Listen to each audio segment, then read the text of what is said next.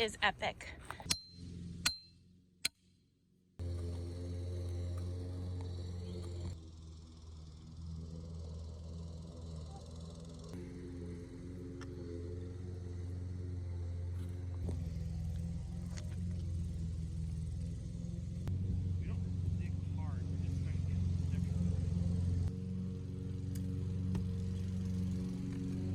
Yeah, this is calendula and we don't want to destroy it. So I've started, but I'm not covering the plants. All right, the babies were helping move grass clippings right here and got in an ant nest and got bit. You want to see, truly show me? Let me see your foot. That is some of the worst ant bites I've ever seen. We don't have like fire ants here like some areas, but these ones just swarmed out and just bit. And that itches, doesn't it? Ouchie, ouchie.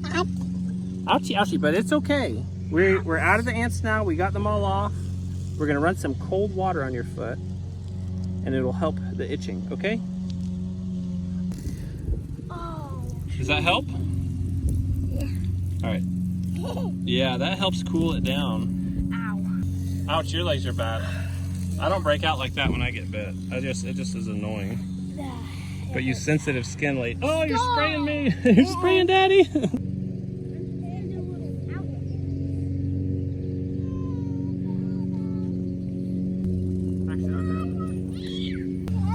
It is heavy.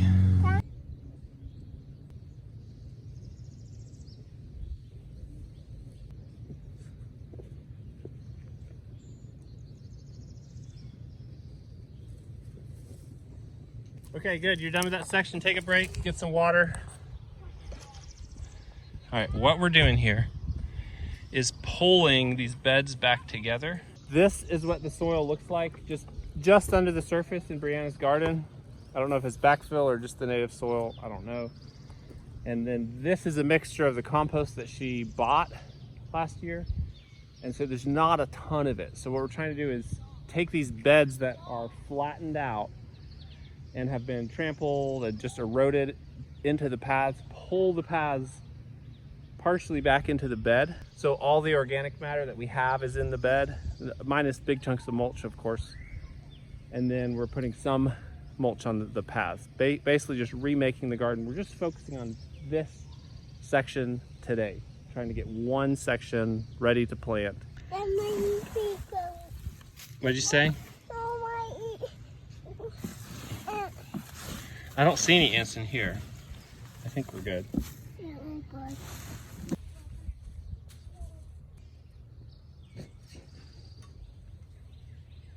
All right, that's kind of the idea of what we're trying to do to the beds. We still may need to pull some chunks of wood out, just some mulch chunks, but that one's pretty close. All right, so we gave the kids two chunks that we're gonna work today. The first one was just for an hour and a half this morning. So that's concluding. We're gonna do lunch, nap time, and then we have 2.5 to 3 hours in the afternoon that we're gonna jump in all together, and Brianna's gonna come out for that. And she and I may work during baby nap time as well. Sometimes that's the prime work window, even though it's really usually hot that time of day. But it is eating a bunch of it. Where did you find her? Mama, just like that. Royal's gonna reenactment. Truly was hiding completely under the laundry basket. Yeah, you couldn't even see her. Eating ice cream that she found. This ice cream that she got herself. Where did you find this? In the freezer.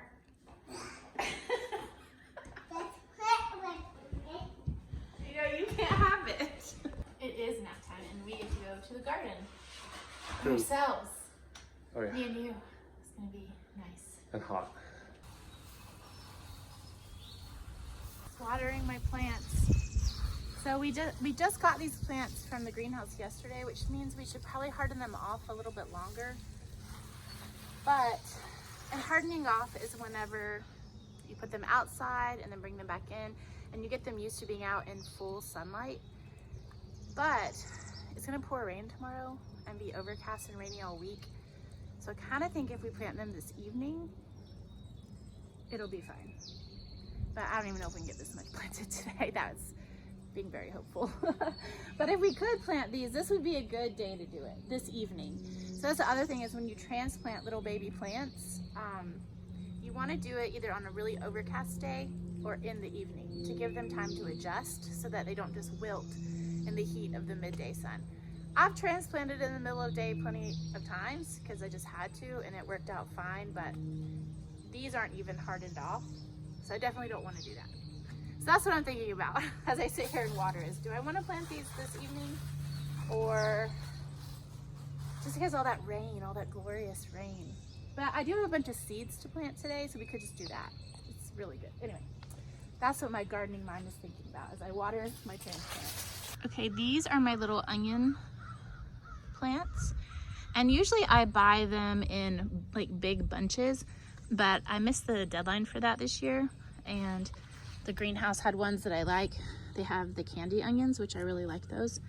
So I just went ahead and bought these, and they were about 10 cents a piece, so they weren't very expensive.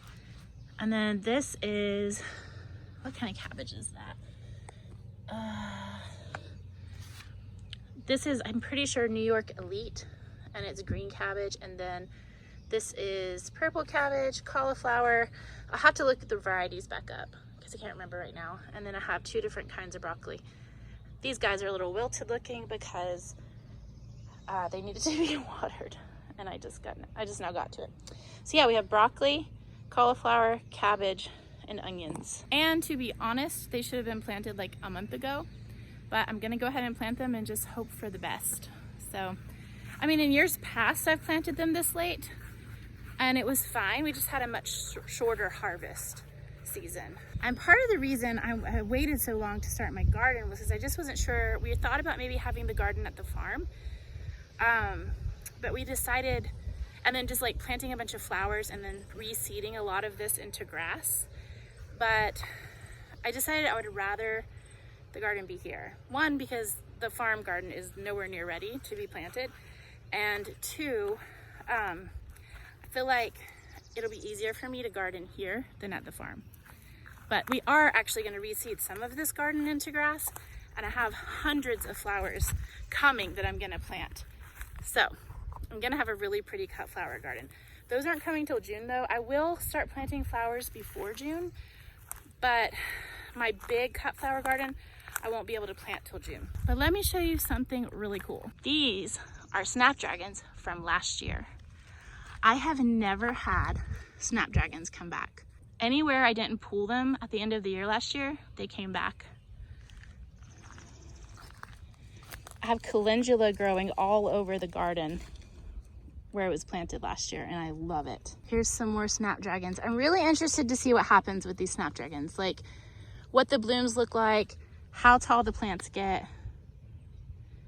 So that's why I haven't pulled them out. I want to know like what happens whenever snapdragons come back the next year. There's calendula growing all down this bed as well. Oh, nope. Looks like Truly dug it all up. Truly's been coming out here. This is her favorite garden bed to dig in, and she's been coming out here and digging all my flowers up. So it looks like there's just a few calendula left over here. And we still have Swiss chard and dill and cilantro and kale all coming up from last year. Oh, and romaine. And of course that doesn't make this like a very fruitful garden, but I'm not going to pull those things out because we're eating them. We're eating the carrots and the romaine and the kale and the herbs, and I'm going to enjoy my flowers that are coming back. I'm not going to just dig them up until I'm ready to put something else in their place. Was all that down in the paths? I mean, part of it was the path. Right? Because there's some mulch in here, but the mulch, as you know, when you mulch your paths, it breaks down and you have this really nice underlayer. So I tried to keep the big sticks out, but we definitely incorporated some of that old broken down mulch. That looks beautiful. It looks good. Yeah. Here is my beautiful herb garden that I planted last year, looking amazing. That's yarrow, thyme, oregano, rosemary growing slowly. These are daisies all here. And then along here I have something called rose campion. When it blooms, I'll show you what it is. It's a gorgeous flower. And at the corners of both sides of this greenhouse, so here and back on that corner, is a bunch of mint, a few different kinds. Spearmint, peppermint, chocolate mint. You need a compost pile right in your garden. Yeah. You're hauling stuff to the way out of the garden, but then it's never going to make it back in. Oh, you put it right here. I mean, and I'm saying that just looking at your garden, but I'm questioning how long you're going to be gardening here, so. I say we just keep doing. Or it'll have to be cleaned up, just like the rest of the garden. Yeah. And flattened out and dragged over and planted. Yeah. All right, so we're going to put it right here.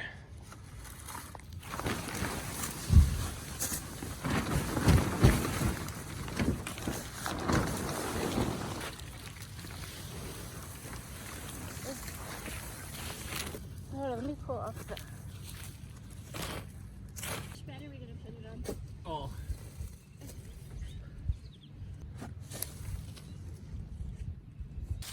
That bed needs more. Which one? Those That two. one? Yeah. Well, there's more. I mean, there's black dirt all. Is it compost or is Yeah. it stuff that was here? No, it's compost. I've never seen anything like this before. Well, maybe I have seen it. I've never used one. I wish I could remember the name of it.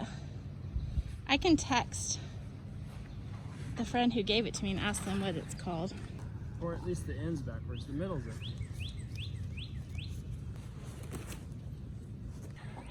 All right, so that's like 12 feet long.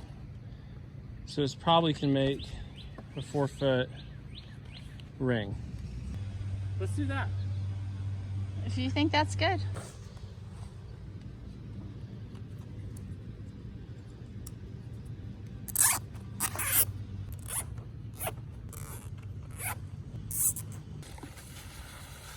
Just like that. Wow, magic.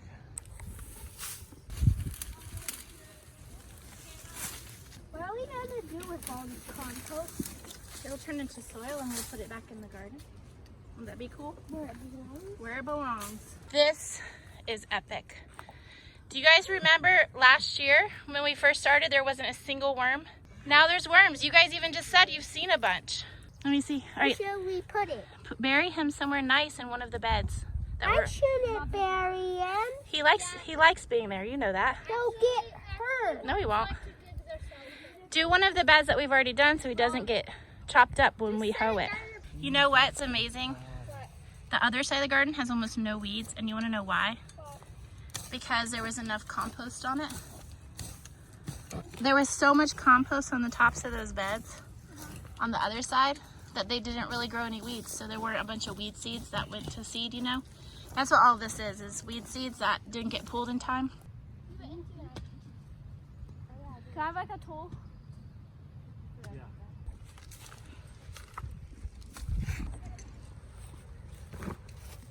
All right, do you know what this tool is called?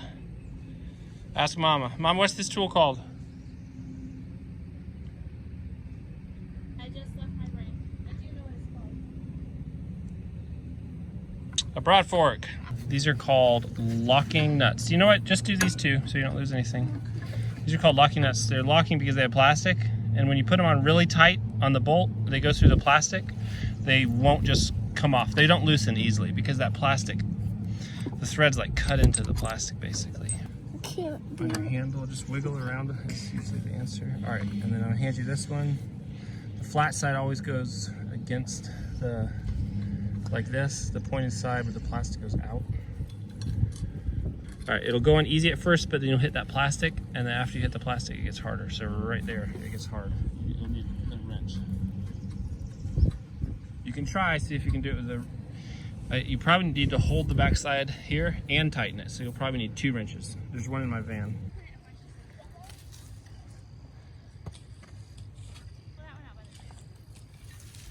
She found lettuce, and it's just funny because we didn't ever have lettuce right there. So it must have like blown over or something. I keep finding like melons and pumpkins and all sorts of things. It's such a nice surprise to find things besides weeds growing. Here's something we planted, the weeds we planted so we can pull them out. It's a cover crop. Is that a red clover or a crimson? I think it's a crimson clover. I may be It's crimson. totally wrong. Red clover is purple. Yeah, I think that's a crimson clover. And it's beautiful. Look at all these potatoes growing.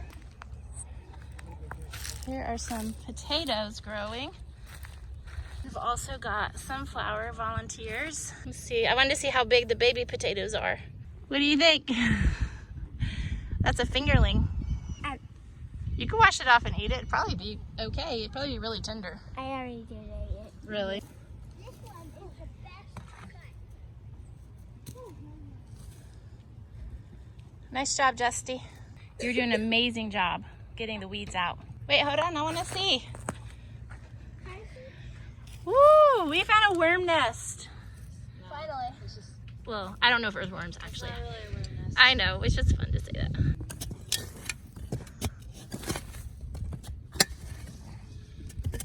Again, are we broad forking the beds? Well, yeah, we probably should. I don't think we have to broad fork the beds where we're going to put like lettuce and kale and stuff. I think we should broad fork them all, but we just we're not trying to flip it over. We're just gonna do what broad forks are for and just break it. Yeah, it's just such hard compacted clay underneath the little bit of organic matter that's on top. Yeah, I'm not sure if we even can, but let's try. No, we can get. So look, you want to just get as deep as you can with your weight, work it in a little bit. Try not to stand on the beds, and you're just doing a little pull. We're not trying to turn it over at all. Okay? There's a whole bunch of ants in that bed. I can do it, Joy. Why don't you So, alright, what are you doing? I am just raking the bed flat. Oh, okay. And then pulling out the biggest pieces of mulch that got left in the bed. Yeah, we can And take turns. any with this. weeds, any chunks of weeds too. Yeah. Okay. I have memories doing this pregnant with the twins. I'm feeling so sick while I was doing it. The idea is if you're not really tilling your beds, which these technically, I guess these are kind of no-till beds. We're really just heaping them back on. Yeah. Is we're keeping, in this case, the meager organic soil structure that's there, and whatever there is there that's alive. We're not totally disturbing it. As much as possible, we're just adding up on top, and then, but we're also breaking a path for roots and water down into the deeper soil. So we're just assisting the process of It's aeration, really. soil building by opening up these dense soils a little bit. I would go about exactly what you're doing. Okay. Hey, Lulu. How is your nap, baby girl? Hey, Roy. Oh, nice snack. Got some pumpkin seeds and some cranberries. You want to sit on here? Oh, smart daddy. Can I have your pasty since you're going to eat and you're done with your nap? Thank you. Daddy's so strong, isn't he?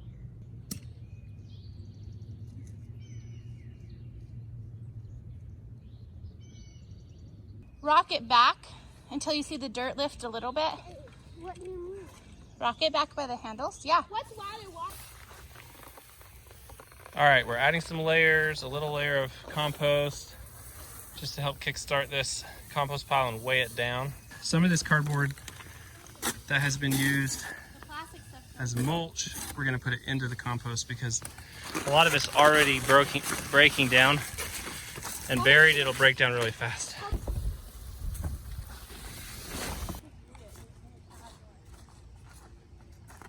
We're tarping this lower section of the garden to kill most of the weeds. This would be the next section that Bree will work on. Basically, we've taken on a quarter of the garden today, and we won't get all the paths mulched because we don't have that mulch, and we ran out of grass clippings. But we can either put down grass clippings as we mow the lawn, as Justice mows the lawn, or we can buy a load of mulch. But we've got 6 beds out of basically 24 roughly prepped. So the other side of the garden is actually in much better shape, and we won't have to put nearly as much effort into the other side. We will need to kind of rake the beds, clean them out a little bit, but quite a few of them we could just walk over there and plant in.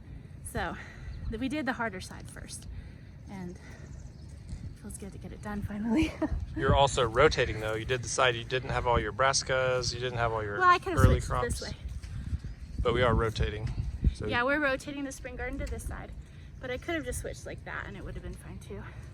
And we're rotating so you're not planting cabbage where you had cabbage and kale where you had kale. Yeah.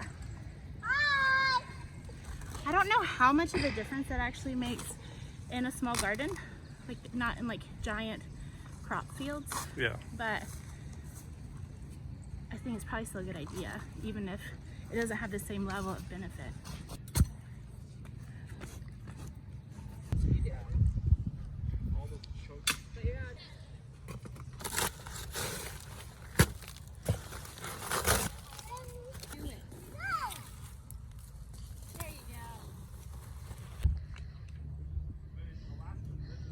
We're done with the bulk of the work. I'll carry that up to the house. We're cleaning up and just getting all of our tools, trash, everything organized. Brighton, what do you think about all that work that you guys did today? That's amazing. We did so good. We got 7 beds ready, just about? Yeah, 5 more. Cool. 7, yeah. More than a quarter. Yeah. Looks great, huh? Yeah, it looks awesome. I just need to broad fork the last few beds. Well, 4 beds. I feel like one of the things that Kids made were- this, Oh, sorry, go ahead. yeah, one of the things that made this successful is we just took off a bite-sized piece, but also the kids worked really hard. They worked really hard. Like maybe harder than they've ever worked in the garden, willingly. They had very good attitudes, but we were bribing them with ice cream. Yeah, I'm really proud of the kids. You want to go inside? Pockets down there? Yeah. Man, pockets are cool. Let's get down. Girls got pockets. Mom, Mommy has pockets. Truly's wearing the overalls. Oh, oops.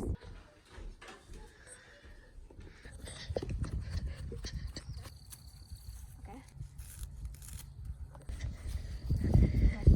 I'm making supper tonight. Bree's feeling a little under the weather all of a sudden. And so she was gonna make pizza, but I'm not making pizza. That's not what I want to do.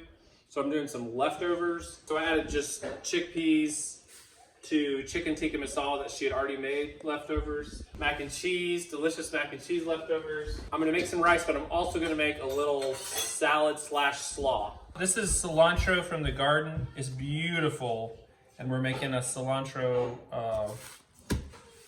cabbage salad slash slaw. I started making it for tacos, so I'd make really good pork or chicken, and then I make this, and then we'd make tacos with just pork, and then just this. That's the only 2 ingredients. You just put them together and eat them, and pretty much everyone likes them. So this is very versatile because we realized it's so good you can just eat it plain. We ended up just eating it.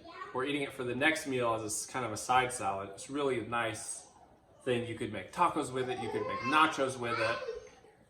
I like to chop the cilantro pretty finely to get just a lot of flavor out of it. And as you can see, this is like 6 maybe grocery store bunches of cilantro. It's a lot of cilantro. It's going to be really strong and really tasty.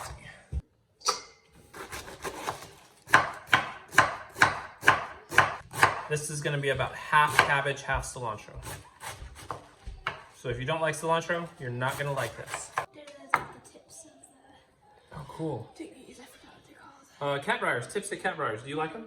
Yeah, I didn't tell Oh, you. so tasty. So you just pick these in the edge of the The woods? up there. It is super sweet spring treat. I did a ton. It's just a tender little new growth from cat briars, which are, if you're out in the woods in the eastern part of the United States, they're just the briars that you run into the woods that have these, they're green little briars that grow in the woods under trees, and they are real windy and grow up the trees with huge thorns, but they're bright green. And you pick the part at the very tip in spring that doesn't have any Yeah. thorns on it. You know what's interesting? I don't know if you've ever noticed this. We're not the only ones who like these, because deer also eat these. When you go out in the woods in spring or summer, you'll see all of the tops of the cat briars are eaten off, just the tips. At the farm I went up, you know, there's a ton on the edge of the road. Up on the road that goes up to the cabin. And all of the tips were gone. Oh yeah, they'll just eat them right now. Yeah, that's almost half and half cilantro cabbage. What I love about this is just how simple it is, because if I just put a little salt and lime juice on here, I can be done. I also sometimes will add oregano, which I'll probably add oregano today, and then sometimes I'll add some radishes cut real fine, and that's perfect with tacos.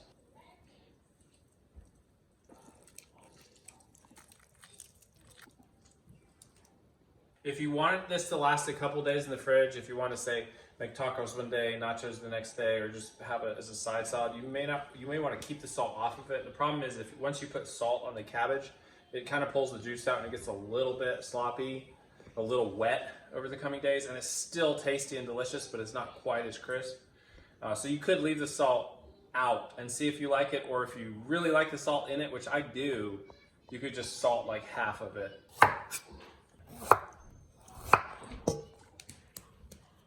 A little bit of lemon juice because it wasn't quite enough lime for this volume.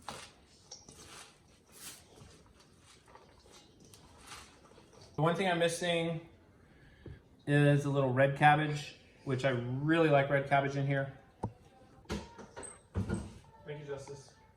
So this is how the meal was conceptualized by the cook. Something like this.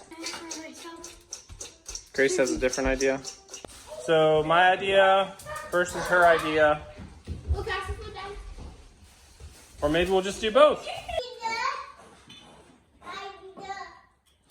Hi, Boyle. Brianna came out of her bed. Amazing. And Peter, my brother's here, and he brought us ice cream after supper. Personally, if I was about to put two 2-year-olds to bed, I might have given them maybe a fifth of what you just, or a fourth of what you just gave them. I'm not planning on putting them to bed. I was hoping you would. I'm not going to do it anytime soon. They're eating whole bowls of sugar.